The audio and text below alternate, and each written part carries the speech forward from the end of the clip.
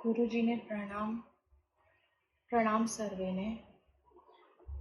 હું હિના પંચાલ ગુરુજીના શ્રી એસ્ટ્રોવાસ્તુથી જોડાયેલી છું અને મેં એસ્ટ્રોવાસ્તુ, પંચાંગ રહસ્યમય પંચાંગ રહસ્યમ, એડવાન્સ કોર્સ, એ બધા કોર્સ મેં કરેલા છે એમના।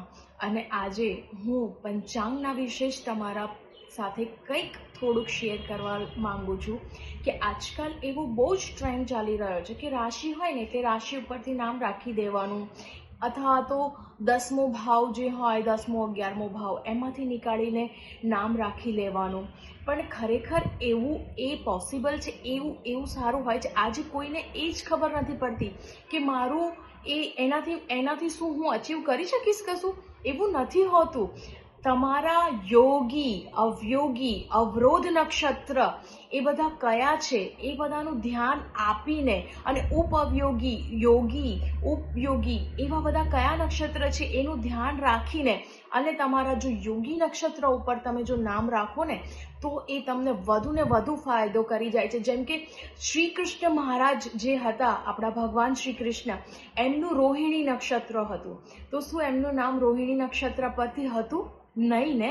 એમનું નામ જે હતું ને એ યોગી નક્ષત્ર પરથી હતું, એટલે તો એ એટલા મોટા યોગેશ્વરના તરીકે પૂજાયા, એમનું જન્મારો સફળ થઈ ગયો।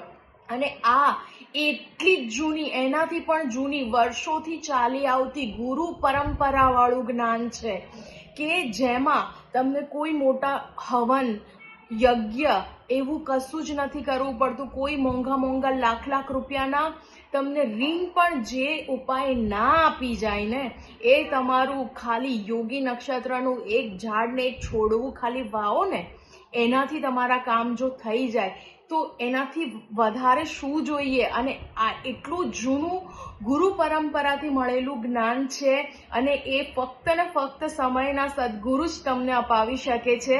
અને મેં એવા જ ફક્ત વોલપેપરો પણ રખાવીને એ ટાઈપના જે કહેવાય ને, અને તો રિઝલ્ટ મેળવ્યા છે। 7 દિવસમાં, 3 દિવસમાં રિઝલ્ટ આવેલા છે લોકોના। અને કોઈ જ જાતનું પૂજા હવન નહીં, કોઈ જાતની વીંટી નહીં, ફક્ત ખાલી વોલપેપર કે યોગી નક્ષત્રના એવા ઝાડ છોડ કે જે બી કહો એ રીતના કરીને, તો એવું અદ્ભુત જ્ઞાન જે કહેવાય ને એ અમને આ પંચાંગ રહસ્યમાં શ્રી ગુરુજી પાસેથી અમને મળ્યું છે। અને એવા અદ્ભુત મુહૂર્તો કાઢતા અમને શીખવાડ્યા છે કે બસ એ મુહૂર્તમાં જઈને વસ્તુ ખાલી લઈને આવો ને તોય તમારી પ્રગતિ, તમે જ્યારે કેલ્ક્યુલેટ કરો ને ત્યારે એમ થાય કે કેવી રીતના થઈ ગયું, અથવા તો હું કામ કરવા જે નીકળું છું એ કેવી રીતના સફળ થઈ જાય છે।